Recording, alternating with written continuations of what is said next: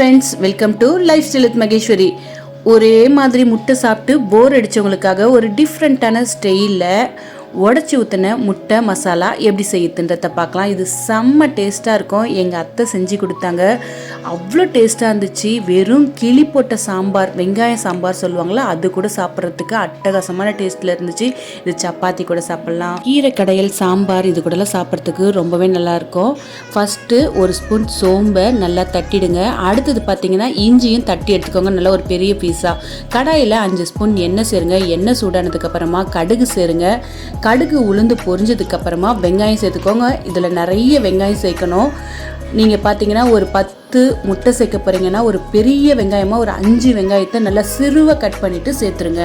வெங்காயத்துக்கூடயே நம்ம என்ன பண்ண போகிறோன்னா லைட்டாக கலந்து விட்டுட்டு நம்ம தட்டி வச்சுருந்த சோம்பும் இஞ்சியும் இதில் சேர்க்க போகிறோம்.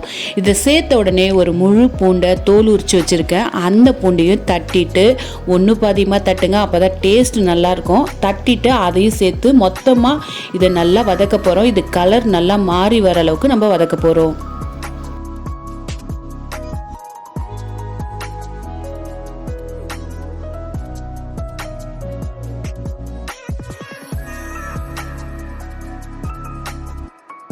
வெங்காயத்துக்கூடயே தட்டி வச்சிருந்த சோம்பு, இஞ்சி, பூண்டு இது எல்லாமே மொத்தமாக சேர்த்துட்டு நல்லா வதக்கி இந்த அளவுக்கு நல்லா கலர் மாறணும். இந்த அளவுக்கு நல்லா கலர் மாறுறப்பவே நம்ம கூடவே கருவேப்பிலையும் சேர்த்துக்கலாம். கருவேப்பிலையும் சேர்த்துட்டு நல்லா கலந்து விடுங்க.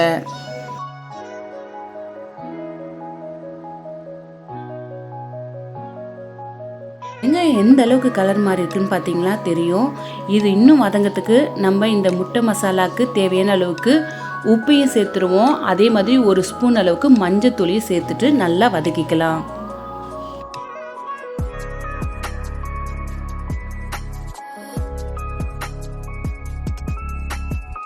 இந்த முட்டை மசாலாவுக்கு தேவையான அளவுக்கு காரத்துக்கு நம்ம மிளகாய் தூளை சேர்த்துக்கலாம்.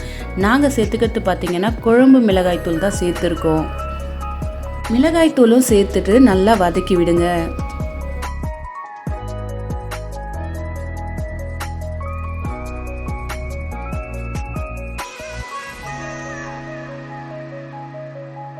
மிளகாய்த்தூளுடைய அந்த பச்சை ஸ்மெல் போகிறதுக்கும் இந்த வெங்காயம் இன்னும் நல்லா வதங்கி வர்றதுக்கும் நம்ம ஒரு 1/2 டம்ளர் அளவுக்கு இதில் தண்ணி சேர்க்க போகிறோம். சேர்த்துட்டு அடுப்பை மீடியமில் வச்சு ஒரு 10 நிமிஷம் இதை அப்படியே விட்டுடலாம்.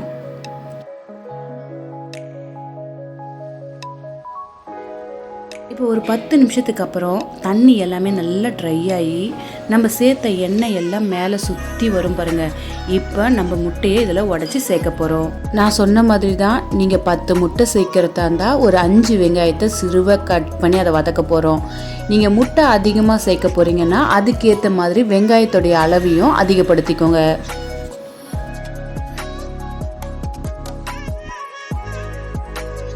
நாங்கள் பார்த்தீங்கன்னா ஒரு 18லேருந்து 20 முட்டை அளவுக்கு சேர்த்தோம். அதனால் ஒரு 10 வெங்காயத்தை நல்லா சிறுவை கட் பண்ணி அதை வதக்கணும். நீங்கள் முட்டை அதிகப்படுத்துகிறப்ப வெங்காயத்தையும் அதிகப்படுத்திக்கோங்க. இப்போ ஃபுல்லாக நம்ம முட்டையை சேர்த்துட்டு கலந்தே விடக்கூடாது. அடுப்பை மீடியமில் வச்சுருங்க. மீடியமில் வச்சு ஒரு 10 நிமிஷம் அப்படியே விட்டுடுங்க. அதுக்கப்புறம் நம்ம கலந்து விடலாம். அடுப்பை ஃபுல்லாக சிம் பண்ணிவிடுங்க.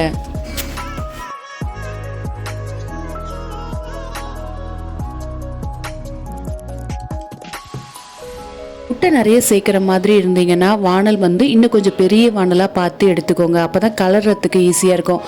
ஒரு 10 நிமிஷத்துக்கு அப்புறமா அழகாக மெதுவாக நீங்கள் திருப்பி விடுங்க. முட்டையை மெதுவாக திருப்பி விடுங்க.